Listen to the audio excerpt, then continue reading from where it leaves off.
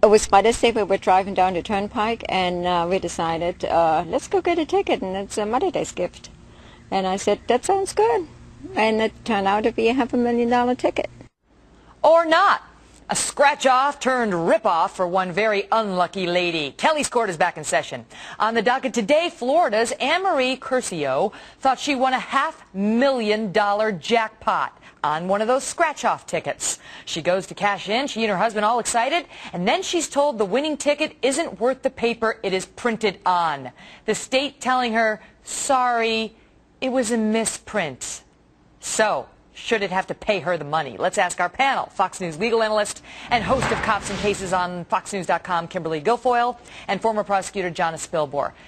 Who hasn't bought one of these scratch tickets, right, or at least had one bought for them, where you scratch it off and you win? Can you imagine seeing $500,000 winning and then taking it to the place you bought it or any place and being told it was a misprint, Kimberly? Oh, I would get my freak on, okay? Right? Seriously, I would freak out.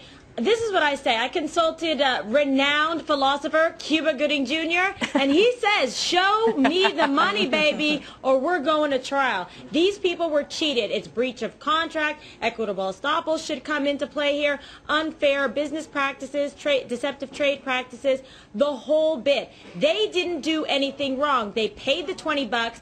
They won big time. It's the fault of the state that they said they had the misprint. Hello, case closed. Jonna, how can they do this? If they can do this to her, then in any case where you win a substantial jackpot in these scratch-off tickets, the state can just say, oh, misprint again. Sorry, we really need a new printer. Right. You know, this pains me because I would want the money too. But think of it this way. If the Lottery Commission cannot control who wins and who doesn't, they can't control if a clerical error is going to result in a windfall, then we would all be winners because we would all be printing our own tickets. They have to But this isn't even arguably a case of fraud. No one's even alleging that the state is admitting that it looks like a winning ticket, but that it was a misprint. Right. I don't really know what that means. It's basically a clerical. Think about it this way. What if you get a bill from your electric company and the bill is wrong? Should you not have to pay the full amount that you actually owed? It's along the same lines. It's basically a clerical error, and the Lottery Commission has to be able to control that they don't have to pay out when there's a misprint or a clerical error. Well, is that true, Kimberly? Because the truth is, you know, when we say Lottery Commission, I think in the state of Florida, that means the taxpayer ultimately.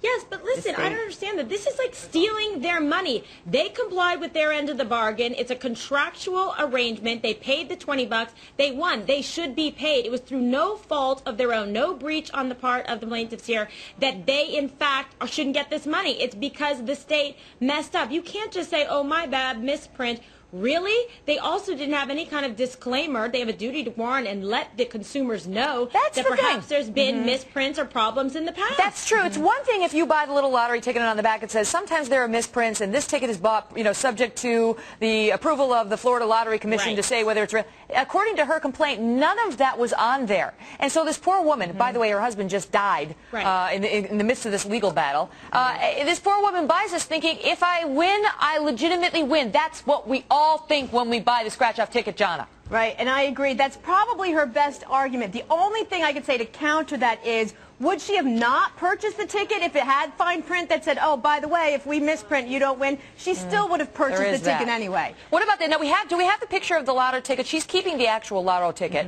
like in a bank, in a safe deposit box. But we've got, this is like the photocopy of it. And she says, she scratched it off. She saw the winning numbers on the ticket. They were 28, 1, 12, 32, and 2.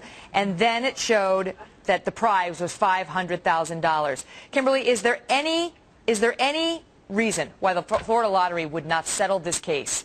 No, and guess what? This was a $20 gift from the husband for his wife on Mother's Day. Oh, please. We don't even need to resurrect Johnny Cochran on this one to take it to the jury. When this is put in front of a jury and they say these cheaper McCheapersteins from Florida not paying this poor woman the money and her husband's dead, they're going to lose big time. Settle the case. Yeah, I completely agree. It'll cost way more than $500,000 to go to trial anyway. All right, Kimberly and Jonna, good debate.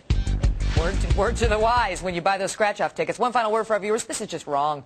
How is she supposed to know whether this is the truth or whether this is a state that just doesn't want to pay?